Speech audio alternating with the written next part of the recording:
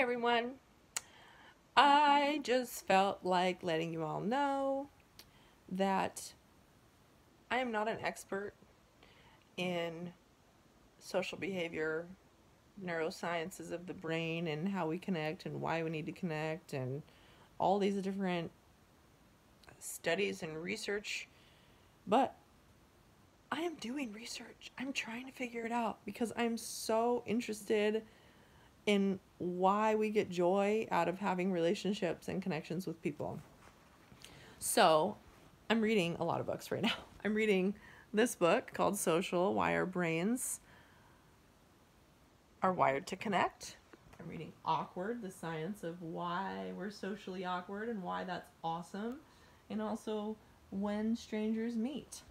Love the King County Library System for having all these books, by the way. I just read a couple amazing chapters on this neuroscience study that was done on the default mechanism of the brain when we are not tasked to do anything specific, like a math problem, for instance. Let's say you do a math problem and then you have the result in your brain, and then after the results there, what is there? Like, this area in our brain activates, so to say, colloquial, let's say it turns on and turns off. And that mechanism of the brain that activates or turns on is the same exact mechanism of the brain that is turned on when we're asked to discuss social things, so social cognition. Is it an evolutionary thing? Why does our brain automatically go to social cognition when we're not tasked to do anything? I don't know, but I find it interesting, and maybe that's the reason why we have so much joy when we do connect with people. That's my question, and that's my curiosity, and why I keep doing research, and why I can't stop reading these books.